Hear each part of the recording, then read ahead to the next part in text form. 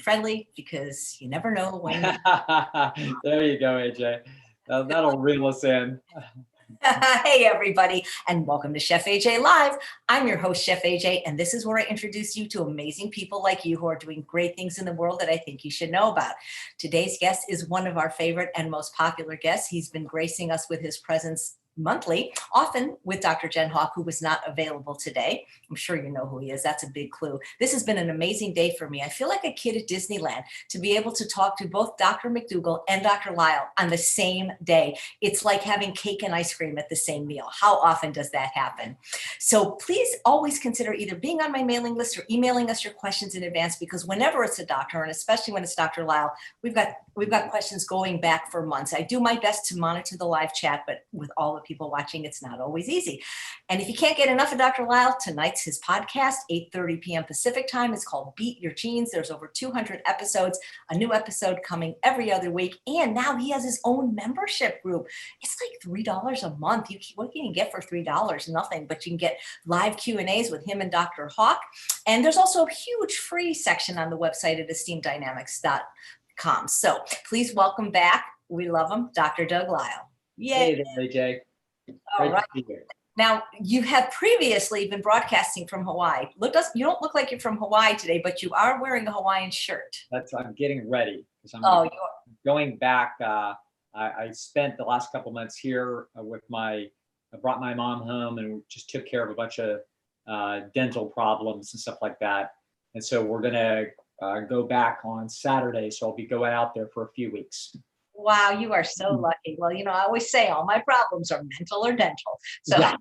At least that's what we have. So many questions. I am not sure where to start. So I think maybe I'll start with this one. Sometimes the prelude is a little bit long, but what they say is usually very good. So I will speak fast so that we can give you all the time. So Tricia says, Dear Dr. Lisle, your talk last week to the Feel Fabulous group was mind-blowing.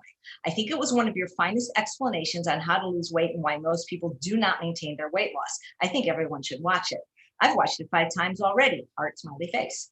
As a follow-up to that lecture, I would like to know if and how people can safely incorporate foods without gaining weight.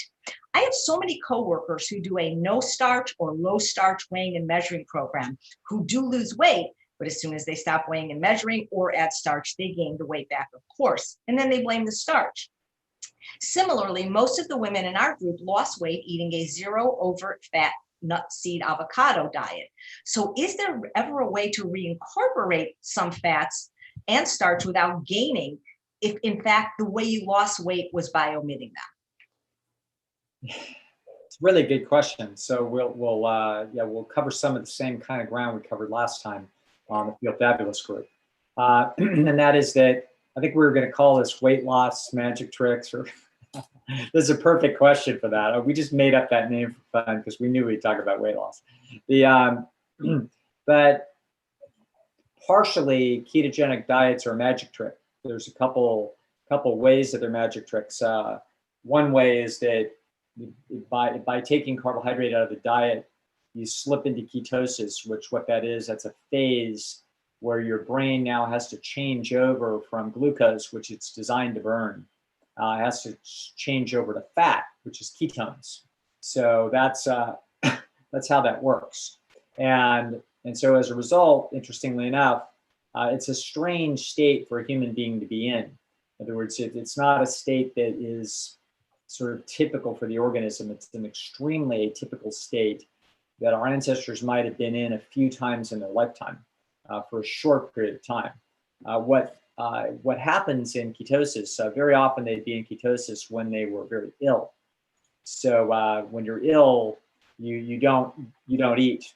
There's a natural anorexia that goes with being sick.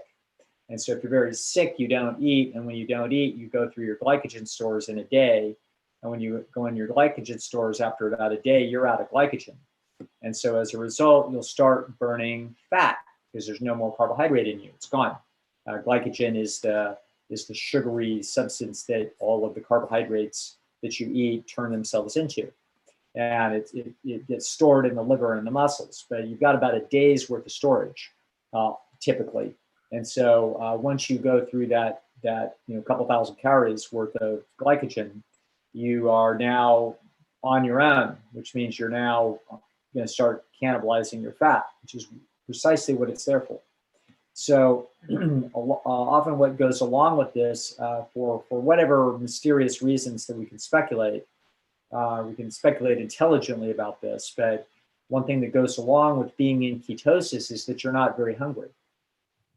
So you can see why nature might put that in there. If you are sick enough that you don't want to be eating, we don't want to essentially,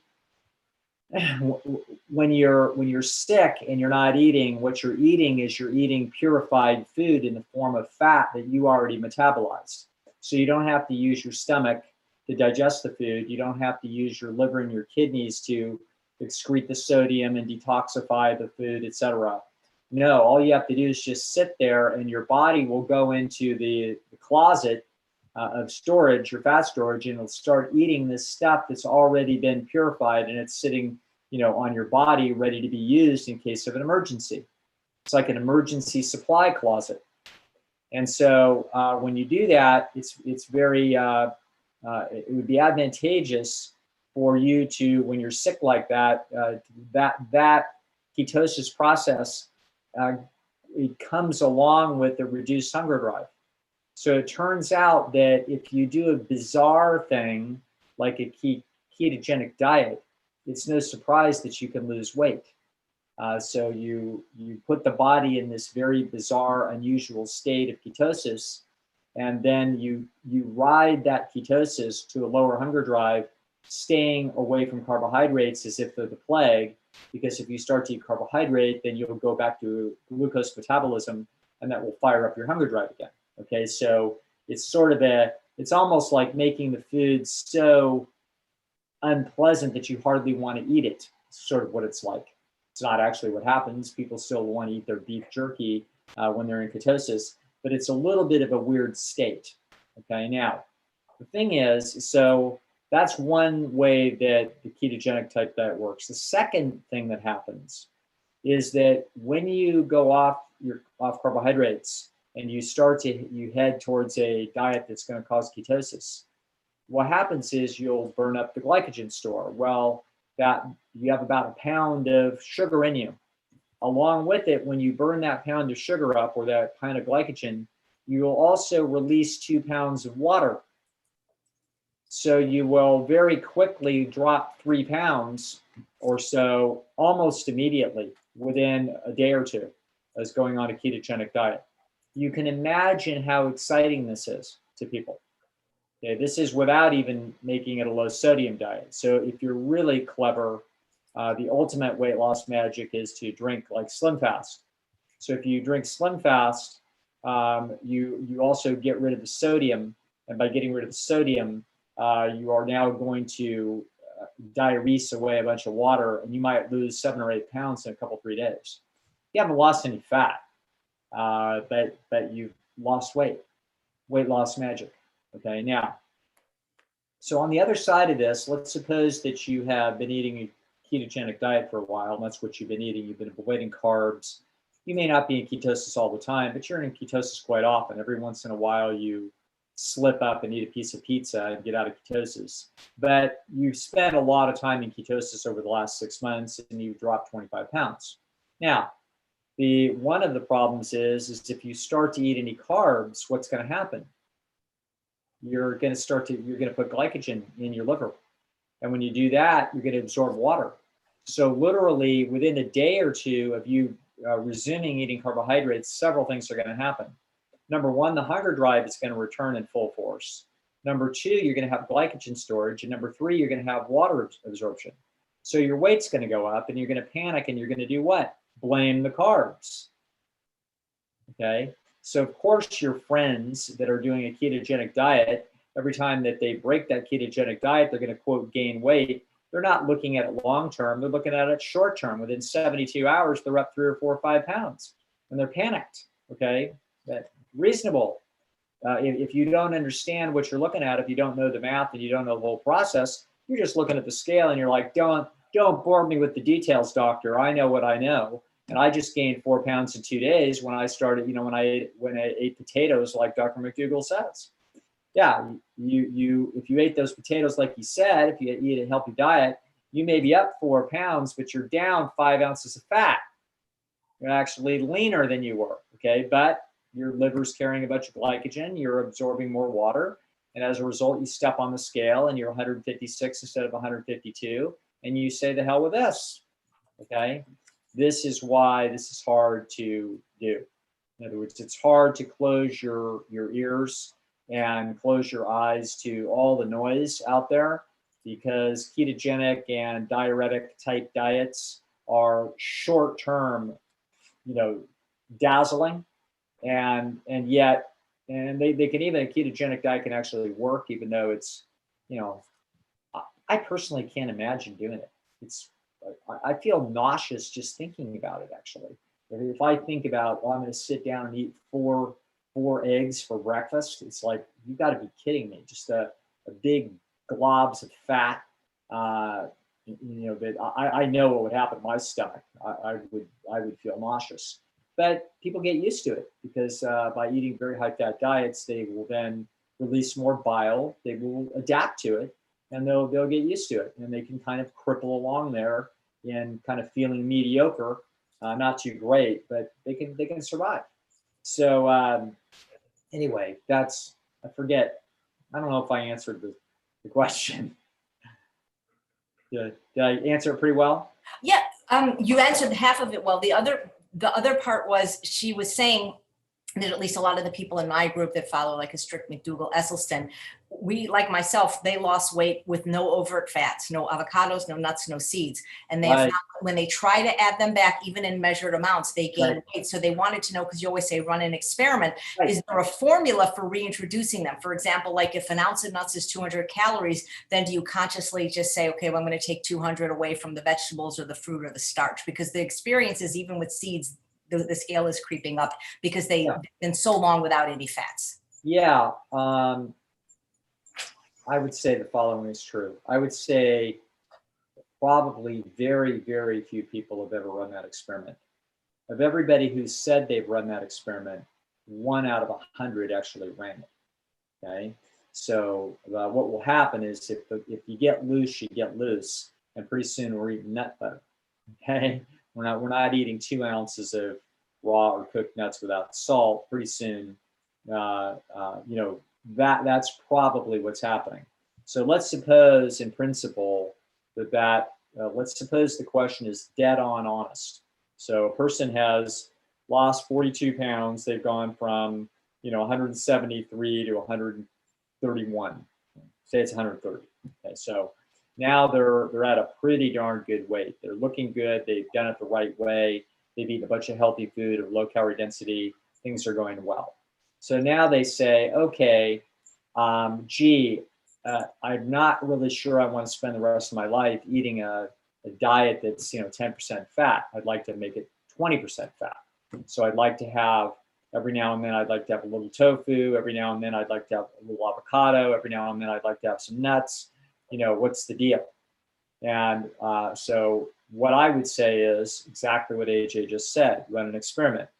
So let's talk through a thought experiment and see how this would work. So let's suppose we added 200 calories a day of fat, which would be a lot. So we would up the average person's eating a couple thousand calories. So 200 calories of fat would be increasing the fat percentage in the diet by 10%. So we'd probably go from 10 to 20%.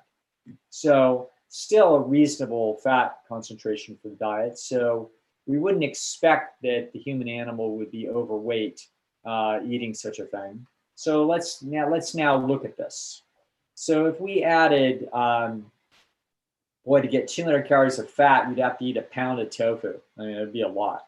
To get 200 calories of fat, I don't know how much is in an avocado. You might have to eat half of an avocado, probably at least. So let's suppose we start eating a half an avocado a day.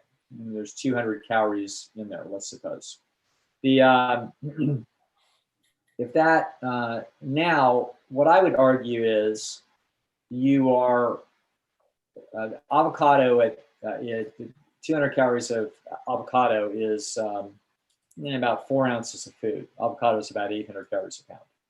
So we're now eating a quarter pound of rich food. We're putting that on our salad. So I think we can all agree that if you were to eat such a thing, it's going to detract from your hunger drive, all things being equal. So you will not eat exactly what you were eating before, and then we're adding half of an avocado. If we add a half of an avocado, we're going to subtract something else. Okay. So I don't know, maybe the gut would be so stupid as to not know the difference between 200 calories of avocado, or a quarter of a pound of avocado, and a quarter of a pound of lettuce. So a quarter of a pound of lettuce would only be 25 calories. So let's suppose that the gut was that stupid, which it's not, but let's suppose it was. That would mean that you would now start to systematically overeat on 175 calories a day. So if you were to do that at the end of a month, you would have approximately 5,000 extra calories you would have consumed, which means you'd be up about a pound. Okay. So if anybody has said, okay, I left the rest of the diet entirely the same, I added half of an avocado a day, and I gained 1 pound in a month. Okay. Is that what I'm hearing reported? No, that's not what I hear reported. What I hear is I gained 10 pounds. Well, how the hell did you gain 10 pounds? You didn't gain 10 pounds from eating half of an avocado. The maximum amount of weight that you could have possibly gained by that would have been 1.25 pounds. And so something else is going on right now. So probably many something else's.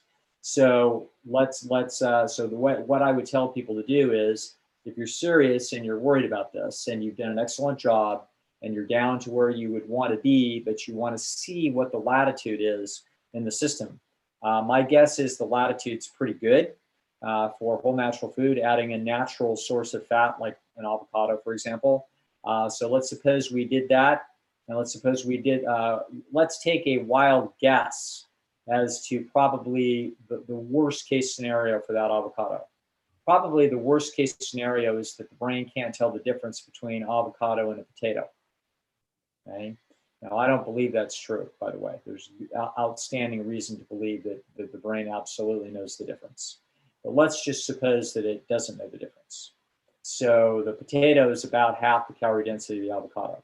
So that means that the 200 calories a day of avocado is replacing 100 calories a day that we eat from the potato. So we're 100 calories to the positive.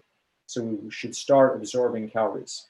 After 60 days, we should have absorbed at most 6,000 calories, which would be 1.5 pounds.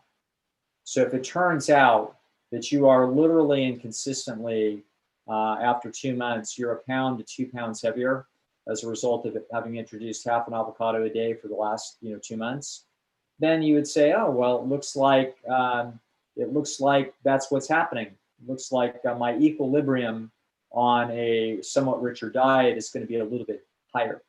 So now we'd say, well, how much higher could it go? And the answer is we don't have any idea. If you gain that 1.5 pounds, that may be the last 1.5 pounds you would ever gain off that strategy.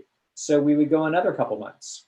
And another couple months, we may find that you sit at 130, 1.5, and it doesn't move. And that 1.5 pounds of more fat is essentially the price you pay for having half of an avocado in your diet forever. Okay. Nobody could possibly tell you what would happen. I can argue that it is unlikely, very unlikely, that half an avocado a day could result in you netting a 5 pound weight gain over the next year. That would be extremely surprising to me if that kind of dietary change could result in that amount of change in your body configuration. But it could. It's possible, and we don't know your own individual genetics. Genes will determine whether or not adding that half of an avocado causes no change at all, which is very possible, or it causes an extremely subtle change, which is also very possible, or it causes a marked change, which would be very unusual and surprising. Okay, so that's the notion. The notion is if you want to add some source of higher fat food that seems appealing, do it in a limited amount and run an experiment. and let that experiment, run its course for a couple of months and really take a look at it. So do it the way that I would suggest you always do with your weight, which is to measure. In this case, I'd probably measure 4 days in a row before I did it, or at the beginning. I'd probably 4 days in a row, take the average, wait a couple months, then measure 4 days in a row again, take the average again, and let's see if there's any difference. Well, I always say if it ain't broke, don't fix it. And that's not an experiment I'm willing to try for myself, I'll tell you. And, Dr. Lisle, you mentioned that the keto diet would not appeal to you. I've been hosting or interviewing doctors for a GI Health Summit I'm hosting that's going to be next month. And I had no idea that even if it was all that they say it was for weight loss and diabetes reversal, that apparently for GI health, it is probably the worst thing you can do for your microbiome is to eat that way. So another reason not to do that. So again, speaking of weight, Lisa says, Dr. Greger posted a video a week or two ago about epigenetics of being born in the womb of a fat mother versus a thinner mother, claiming that it was the state of the mother's womb and not the genes which determine obesity. Is that true? And if so, I'm screwed. No, it's not true. So I actually saw that video, and I normally wouldn't have, but a doctor friend of mine saw this and said, "Hey, what about this? This looks really interesting." A lot of times when someone is doing a lot of research, so Michael Greger is a prodigious reader of literature, and when he does that, what he'll do is he typically reads abstracts. So just to let people know what that is. When a scientist publishes an article, what they do is they publish at the very front of the article, they have a paragraph. And in that paragraph, they summarize the article and its findings. So it's usually, I can't remember what an abstract length is, what they're allowed to do. Different journals do it differently, but it's typically, maybe 150 words, something like that.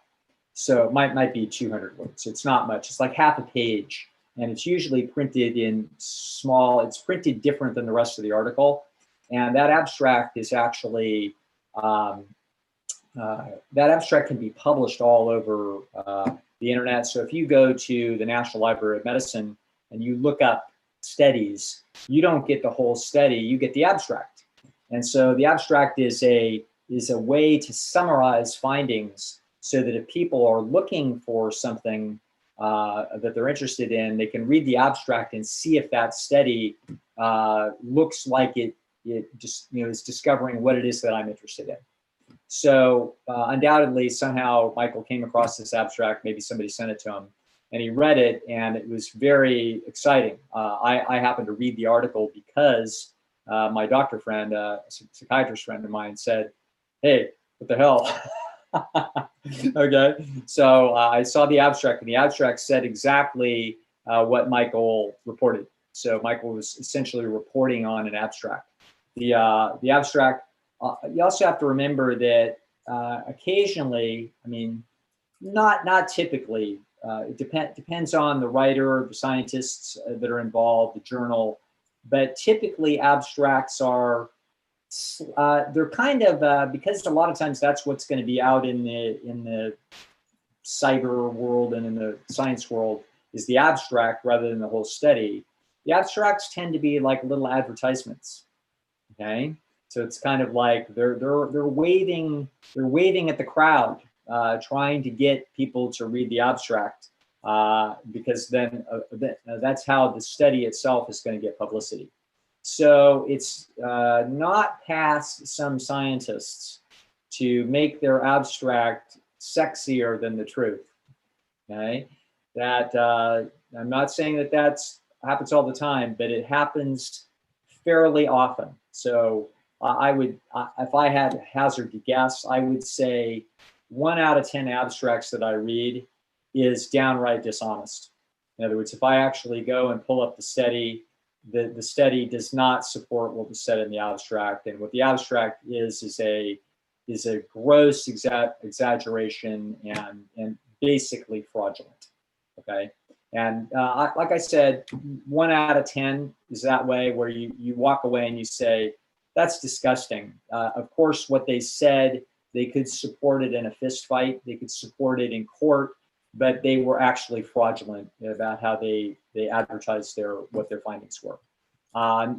Most of the time they don't. So if you read an abstract by a guy like Colin Campbell, that abstract is going to be a beautiful, narrowly, it's going to be like, I don't know, 3 attorneys and a judge wrote it. Like, okay, it appears that in our findings, it is possible that we may see that plant-based, may provide some benefit. That's how Colin would write an abstract after he had a pretty interesting finding that looked legitimate. So in this particular case, the authors were basically fraudulent. It was completely absurd. There is no truth to this at all. So Michael, I think, would surprise me. Michael reads so much. What he does, he reads, the guy probably reads 700 abstracts a day, 300 abstracts a day. He's looking for extremely interesting things. And by doing, he's kind of like somebody that roams over the earth looking for something shiny and interesting. And that's what he wants to report to people, because that's what's exciting and interesting to look at. That's how you discover new things. But in this case, he turned, he didn't know it, but he turned over a fraud. So no, there's no support in that article for what it is that they said. It's a bogus report. A lot of people are saying they had very tiny mothers and yet they ended up overweight. So yeah, it's no, it's just it just turns out that this is a buzzword of our day in popular science is epigenetics, and it's epigenetics processes are grossly misunderstood. And it turns out that no, it doesn't matter the womb, the state of the individual, the womb that you're in. What matters is the genes of the person who is the fertilized egg who became you. That's where all the action is, for good or ill. Oh, I want it to be a different answer. It's like every time you say, well, it's genetics, I'm like, la, la, la, la, la, la, la. I want a different, I'm going to just keep asking until one day you give a different answer. That's right. So one day I'll just say the other OJJ, just so you have a good day. All right, good. So this is a question from Zena, who we all know and love. And she wanted to ask it after you ended your talk on Wednesday last week, because that was so brilliant. And she really got me thinking, because now I'm thinking in terms of a chef.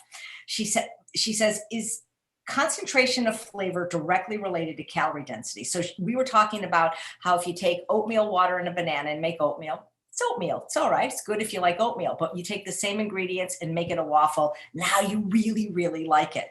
And you were saying something to the effect of that adding or removing water to the oats or any food changes the calorie density, and the more calorically dense gives us more pleasure. But yeah, she wondered if it was also the fact that when you remove the water, you also concentrate the flavor. And when you add water, you dilute the flavor. So is it the concentration dilution of flavor, another aspect along with calorie density, that causes people to prefer more of these dried out foods like dried fruit versus fresh food? Because as a chef, I think about that, Dr. Lau, because like we'll take vinegar, which I don't really like, and then we'll boil it, so that now instead of 6% acidity, it's 4% acidity, thick and sweet, and now we love it. Yeah, yeah, I know Zena. I want to kiss her on both cheeks, okay? That is what's happening. So when you say you're concentrating the flavors, what do you think the flavors are caused by? Flavors are caused by the calories. So what do we think is activating the receptor in your tongue? It's sugar, for example. So if we boil the water away, the water absolutely dilutes the flavor. So this is precisely analogous to, I think we can all remember sometime back in our history where we sat with our mouths wide open, and when we found out about Coke syrup. It's like, oh my God, they bring in those big old tanks to the soda fountain store, whatever it is, and they hook it up, and that's pure Coke syrup. That's what Coke is. And then you add water to it, and that's what Coke is. It's like, yeah, that's exactly what Coke is. Okay. So, and if we think about Coke, where we have essentially double the concentration of the Coca-Cola syrup, and you're going to be like, oh my God, that's unbelievably sweet. It's way off the chart. And then think about what it's like if it was only half as much Coke as was supposed to be in the water. We're like, God, you can barely taste it. See? So this is precisely what's going on with your the flavor sensing mechanisms. Is the concentration of the calories is a paramount issue. There are other things that cause flavor reactions other than calories, but the primary mechanism, of course, would be calories, or else human beings could be easily tricked into loving and being excited about food that has no calories in it. If you can figure that out, folks, go for it. You can figure out corn chips, greasy corn chips with something on it that looks like cheese and it has no calories in it, go for it. Okay.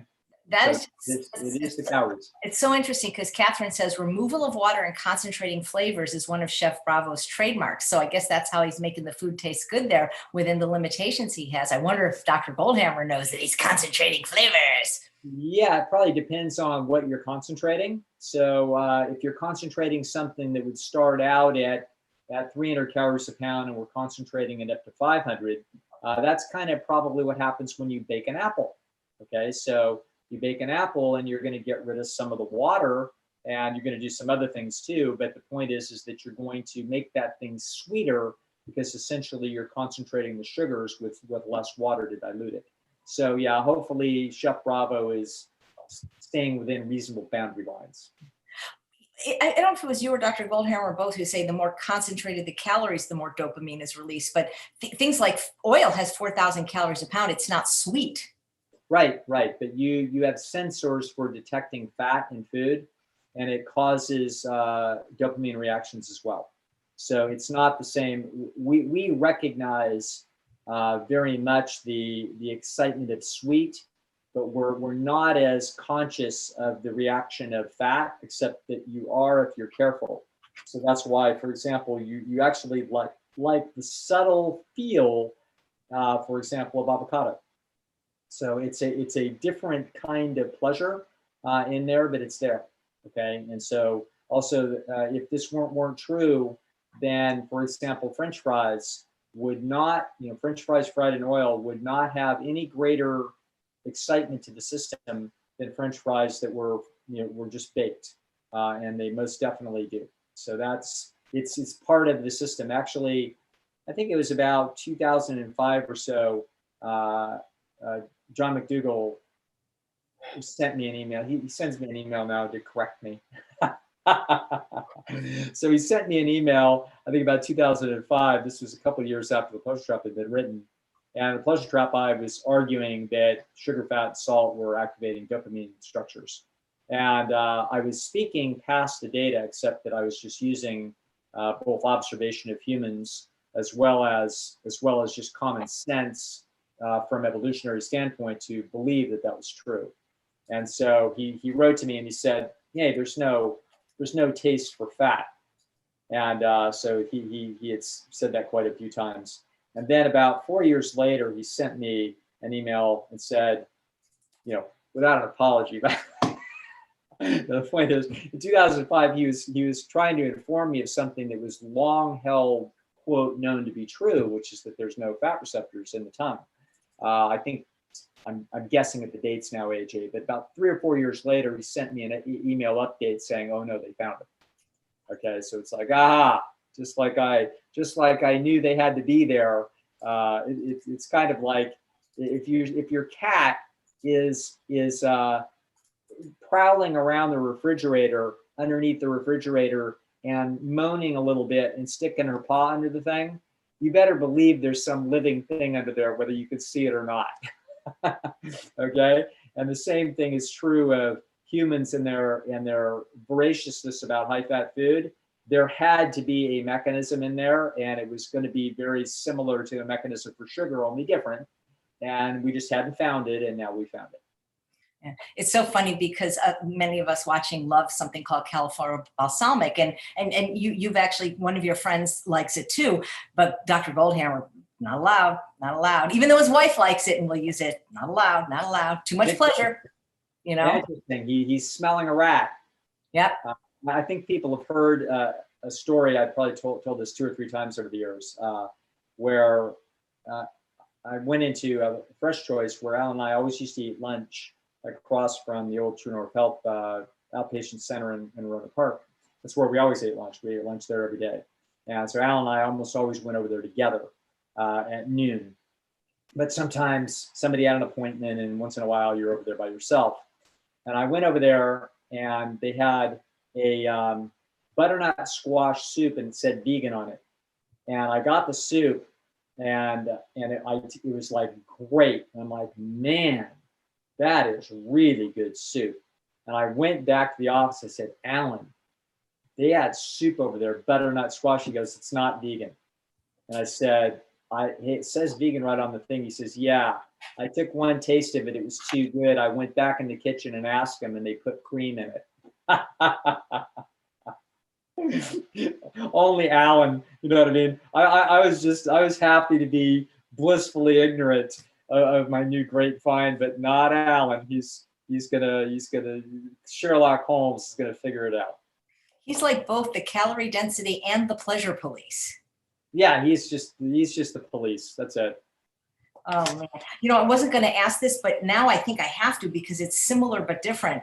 And this is from Ken, who says, what is it about starch that is so satiating? Vegetables and fruit, I can eat them until the cows come home and feel mechanically full but not satiated. I have a feeling you're going to mention calorie density, but it seems to me there's something more, because even when I eat foods of a higher calorie density, say chips and guacamole or Ezekiel bread and nut butter, I never feel as satisfied as when eating potatoes, rice, and beans. Yeah, that's actually a very good question. I'm not sure we know the answers to it, but I'm going to answer with the best guesses that I have. If you eat chips and guacamole, you're not eating, what happens is that you pretty soon overwhelm the fat receptors in your gut, and you're feeling a little ill, okay? Because you've just chunked down too much fat, more fat than you're used to. And so as a result, your stretch receptors are really not really banging that hard. You haven't eaten that big of a quantity of food. So that's why I would argue that that's the reason. Starchy, wet starches, rice, beans, potatoes, some big old hearty soup with that, rice and corn or whatever, that sort of thing. That kind of food is a good intermediate level calorie density that sort of meets the system similar, beautifully relative to its design. So when you eat a pound of starchy carbs and a couple of good sized bowl of soup, for example, that has not just vegetables in it, but it's got a bunch of potatoes and rice or something like that. I believe that what's taking place is that the nutrient reception mechanisms in the digestive system, as well as the amount of stretch reception that's involved, that all is coordinated into basically saying, okay, we've had enough. Whereas if you were to just eat the same poundage of vegetables, let's suppose we just, I will occasionally just eat a whole bunch of Brussels sprouts. Yeah, I might just eat like 7 or 8 of them in a row. If I do, I can feel the stretch reception, and it's certainly knocking down the hunger drive, but I may not be really satisfied. In other words, I'm hungrier than that. And the reason is I may have eaten 3/4 of a pound of food, but it's only 150 calories. And the system is actually designed to be trying to take on 500 at a meal. So I feel like, no, I'm a little light, okay? Because essentially the Brussels sprouts are half the calorie density that would have been, the same as had we had the starches in there. So I think it is calorie density is the fundamental issue. I think that it's being hidden when I understand what you mean. If you eat high fat foods, they can be not satiating in an important way. It could be, I think that what happens is that you get a confused satiation when you eat high fat foods. You have fat receptors screaming that we've had enough calories. We have essentially stretch receptors saying, no, we haven't had enough. And I think that's a bizarre cognitive dissonance that each of us has felt when on an empty stomach you chunk down a chunk of vegan chocolate cake and you feel slightly sick, and you feel like, I'm not really hungry anymore, but at the same time, I'm somehow not satisfied. And that's because that chocolate cake might be 6 ounces. You ate 6 ounces of the 2,500 calorie pound food. So you ate 1,000 calories, but you're really not satisfied because it was only 6 ounces of food. And so I think the overall system, which is designed to use both nutrient reception and the stretch reception, is now not essentially sending the same signal. These independent neural circuits are actually confused, and they're causing a sort of a bizarre experience that just doesn't gestalt out to right. Okay, so that's what I think is happening, and I think that starches do that beautifully. So this is why, incidentally, this is why I think sometimes I believe there are some people for whom a very low-fat, starch-based diet will cause similar confusion. In other words, they will, I think, if I could be wrong, but I talk to so many people, and I try so many experiments with people that are struggling with different aspects of this. And I have had success with some people who cannot seem to get satiated on a starch-based diet until we add something like 4 ounces of tofu a day. Okay, so 4 ounces of tofu. Tofu is only 400 calories a pound, so 4 ounces of tofu, it's a nice little chunk of tofu, but it's only 100 calories. But what's in those calories is high fat and high protein. So what that starts to mimic, because it's not a starchy carb, it starts to mimic meat.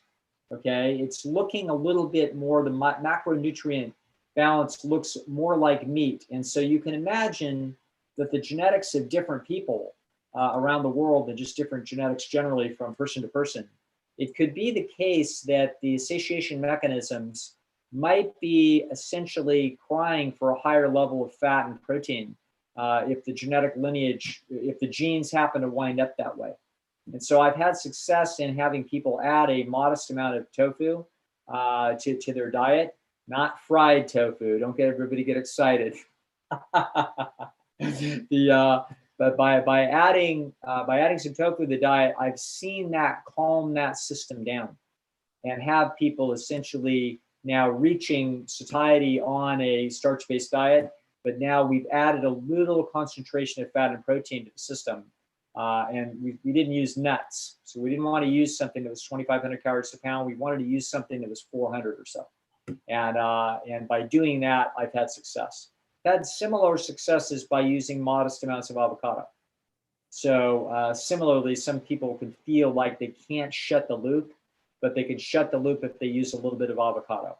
So it's exactly the same principle, and the same mysteries are involved with the individual differences in how the satiety mechanisms work with respect to different macronutrient configurations. Yeah, that's great. That's fascinating. I wonder if some of these people, though, are just not eating enough starch. People, they still seem to be a little afraid, Right. That, AJ, I'm glad you said that, because I would say 9 out of 10 calls, this is how they start. I've watched your videos. I know it all. I've read the book. And then within 3 minutes, I'm hearing that they're worried that they're overeating starches. And what we've got calorie dense stuff all over the diet. Okay. And so they're staying away from the starches. Here's a very classic pattern of a highly conscientious vegan. And that is thinking that the diet is really vegetables. That's salad, vegetables, and a little bit of fruit, because fruit might be a little too rich and too sweet and too much of a treat. So we better keep it down. The heroic behavior is eating the vegetables. And the starches, I'm allowed to nibble on it, but I'm overweight, and everybody in the world says that the starches are the cause. So I try to limit those. Well, now we got a problem. Okay. Then the next sentence, when I'm really kind and therefore clever about getting the truth out of them, the next sentence is, well, I get in trouble with vegan pizza.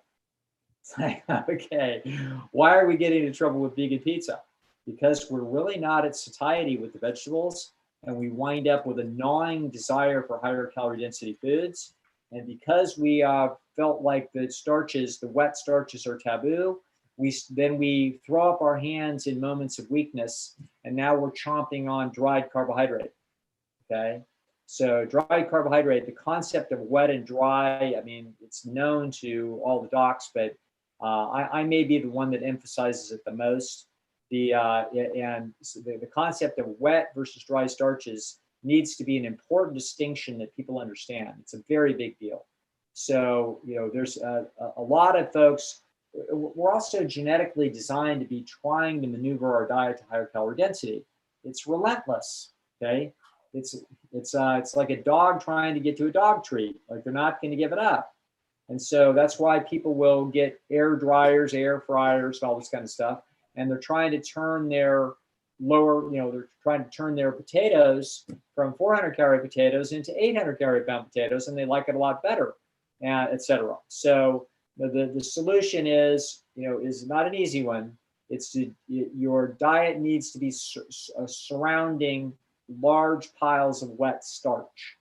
We need to eat those things fearlessly and eat them as if they are going to be the mainstay and backbone of what it is that we're having, and we don't limit them. So I forgot about this. You were talked about yesterday on the show. So I don't know if you remember Sandy Plewis. She's this adorable girl from Australia. She met you in February. She's a vegan blogger, and she was on the show making potato waffles, and she introduced us to her pet bunny named Buster, the cutest rabbit ever. And she was saying, and somebody live said, does he eat pellets? Because I guess rabbits, there's some kind of like processed food that rabbits sometimes eat. And she goes, well, he eats them, like every other day. And she said that calorie density works even with pets. She was saying that when she puts lettuce or cucumbers in Buster's pen, he eats it and he enjoys it very much. But if she gives him an apple, he has no more interest in the cucumber and lettuce. And then when she gives him the pellets, he has no more interest in the fruits and vegetables. Like, it seems like all species can sense this. Absolutely. This is when you back the camera up and understand what you're really looking at. From, let's suppose we were we were a morph of technology and alien intelligence, and we weren't even a living thing. Okay, and we're flying around space, and we hit Earth, and we've seen life for the first time in 17 million years on our journey. What are we going to see? What we're going to see is all of the different species are going to have a characteristic that we're going to call energy conservation. It's going to be very interesting. They're going to have all kinds of very sophisticated mechanisms to conserve energy. That's the only way those genes are going to survive, is by being incredibly crafty. So one of the things is going to be, don't chew it if you could choose something else that had 10% more energy in it. Don't waste your time. So having extraordinary detection capabilities for the calorie density of foods is a universal feature of animal behavior. So it is the fundamental feature. That characteristic is the reason why the world has the weight problem it has. Pure, simple, end of story. Okay, the world didn't wind up generating parent-child offspring conflicts in 1985 that resulted in a fat 35-year-old today. Okay, we had parent offspring conflicts in 1920. People, okay. In case people didn't know, we treat children better today than they were treated 100 years ago. So no, this all mushroom clouded over the Western world, and now it's reaching all around the world as technology improvements make processed rich food more possible and cheaper, and essentially cheaper and better and easier and faster. And so that is the problem. And so what's happening is that all of the food manufacturers are essentially obeying the marketplace, which is in fact the motivation in the genetic code. Okay, so that is the arbiter of the marketplace. And so the genetic code says, what's richer? I'm going to eat that. And there is in fact a limit, or else everybody would just be going to the butter section or the oil section of the grocery store, just buying bottles of oil and chunks of butter. There's a point at which you overwhelm that organism system because it's such a bizarre stimulus. it's kind of like your favorite song. There's a level of which you can listen to it, and then you go 5 decibels past that, and it hurts your ears. So that's what happens when you get the food too rich. But we've got the food basically up between somewhere between almost all the food people are eating is somewhere between 1,000 and 3,000 calories a pound. Real typical food is a couple thousand calories a pound. That's incredible. You know, you look at a hamburger. A hamburger has the meat is probably 1,000 calories a pound. It's richer than natural meat because it's been bred to be fat. So it's probably 1,000 calories a pound. The mayonnaise is 4,000 calories a pound. The cheese is 1,700 calories a pound. The bread is 1,700 calories a pound. It's like, okay, well, the hamburger and the cheese and the bread and the mayonnaise, all of those are adding up to an extraordinary high calorie density food that wouldn't have been anything like our ancestors would have eaten. It's interesting that, you know, I can remember something I just remembered. I remember my dad. And I saw this a few other times too in my life from other people. There was a habit that I don't think exists today or is often today. Yeah, is that if you're making a sandwich of something, maybe it was peanut butter, that my dad would take the stick of butter and cut these huge thick chunks and put that either on top of the bread or under the thing. I can't remember.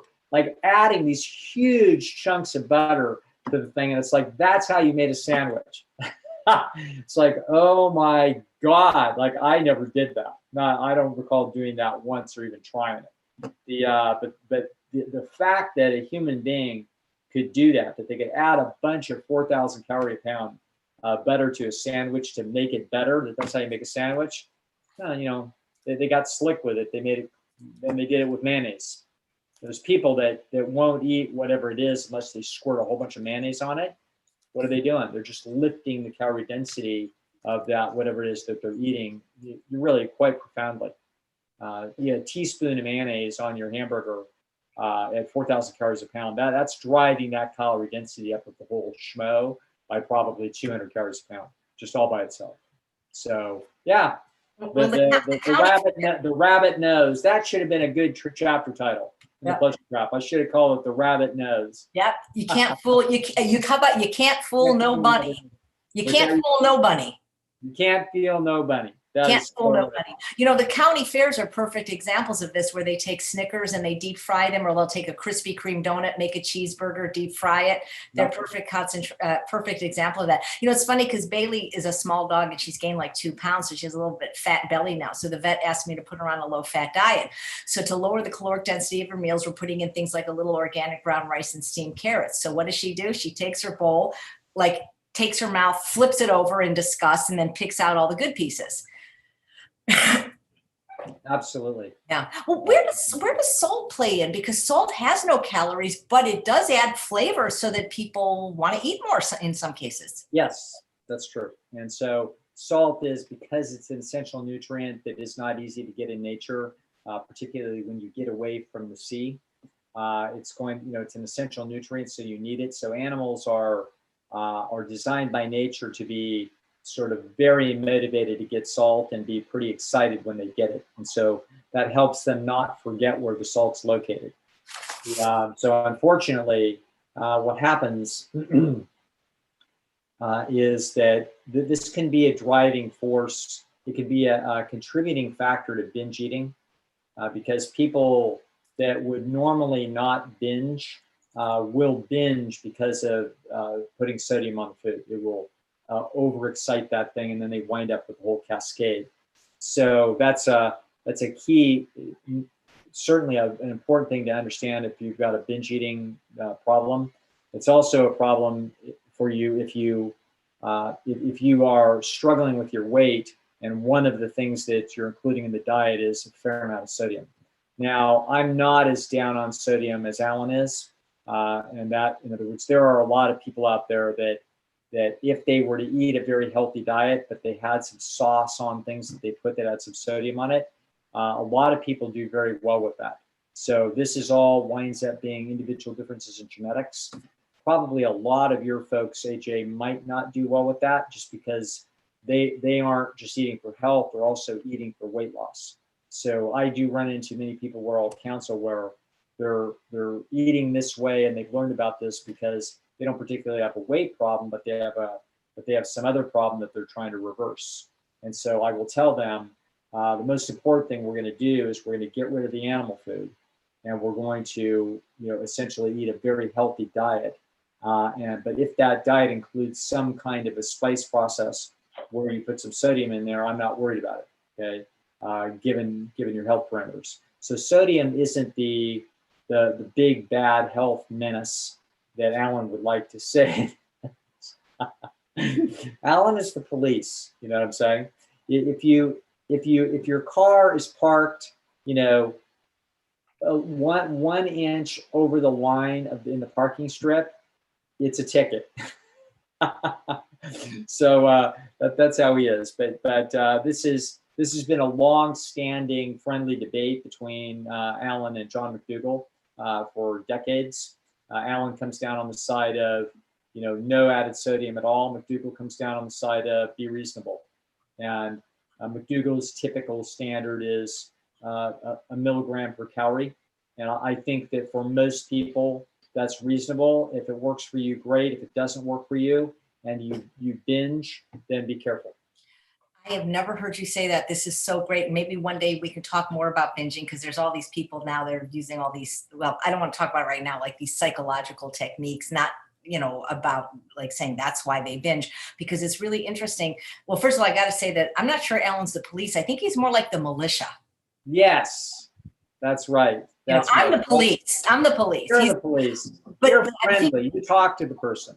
Right. And they can talk themselves out of a ticket with me. He's like, right. No, you're going to jail no matter what. Going to jail.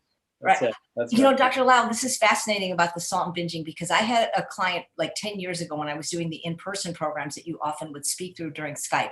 And we would have the people, the different girls would make the dinners every week, that like on scholarship. And they were my recipes though. And there was this one recipe that had like 8 cans of these fire roasted salt-free tomatoes in it. And this person called me like several hours after the class, said, "What did you put in the food?" I go, "Nothing." She goes, "Well, on the way home, I went to a fast food vegan restaurant and I binged." And I'm thinking, she's just a blaming kind of person. And when I took the trash out that night, the people that made the food used the wrong ones. There was a ton of sodium in that meal, unbeknownst to me. And so she wasn't making it up. Yes. Yeah. Fascinating. Okay. Hopefully you have time for one more question on a different subject. I saved it for last because it's kind of sad, and especially because you love cats too. And I love cats. Oh my God. So this is from a big fan of yours named Heidi. And by the way, I'm very sorry, Heidi, I'm going to be contacting you because I know you. "My beloved cat was put to sleep today. He was my best friend in my family. How long does grief take? Is it always a good idea to get another pet? And if so, how long do you wait before you get one? Any suggestions on how to get through this time? I miss him so much already." This is a day that all of us face. Oh, man. I could be scientific about this and tell you that it is actually very true. The individual differences are huge. So that just appears to be the way it is. A professor by the name of Camille Wharton researched this topic 30 years ago, and it's clear that that's how it is. It's also undoubtedly true. You're gonna miss some more when they were really special. Every pet's special, but some pets are more special than others. And so it can be hard. So all I can tell you is that, you have, I think you have sort of a natural clock. When we lost a cat in about 2009, and I was sort of not in a rush. It took a while. I think it might've been for me a year. It was 2. That cat had been around for, 15 years. And so I was kind of in no rush. I didn't want to I wasn't ready. And so about a year later, I was ready. And so then a new kitten came into my life, and now, then I was ready. So I would say, give yourself some time. I mean, it might be true that you might be faster than that, but I don't think it makes any sense to try to basically disrupt your own grieving process by running out 2 weeks from now and getting a cat. I don't think that makes any sense at all. I think it's just like anything. It takes some time. You got to absorb it. You got to just kind of move on. Go do things that are interesting. Distract yourself with entertaining or interesting other goals, and quietly your mind will sort of absorb this loss, and then there'll be a time when you're ready. So I could see that you might very well be ready in 3 or 4 months. That wouldn't surprise me. If I had to do it again, I don't know. I don't know that I'd do it any differently, because it felt just right. I was ready to welcome a new being after I had taken that year. I think everybody's different. I never waited more than 2 weeks. I just can't be without a pet, There you go. What a great example. I mean, here we are. That's why I say you just can't. I can't give you any direct advice about that. You're just going to have to follow your own instincts on that one. Yeah. Oh, Gears, it's so fun talking to you. And we have so many questions now on binging, so maybe that could be a topic for a thing, because Sure. there's a lot of misinformation on what causes it and what to do about it, but I think you know the answer. So thank you so much, Dr. Lisle. It's been wonderful talking to you. And thanks all of you for watching another episode of Chef AJ Live. Please come back tomorrow. Who is my guest? Oh, I have a wonderful doctor named Dr. Adina Mercer, and I know you're going to love her. She works for Kaiser, and she's going to tell you all about how lifestyle actually matters on whether or not you get some of these chronic diseases. Thanks so much, Dr. Lisle. We so enjoy you. Pleasure, AJ.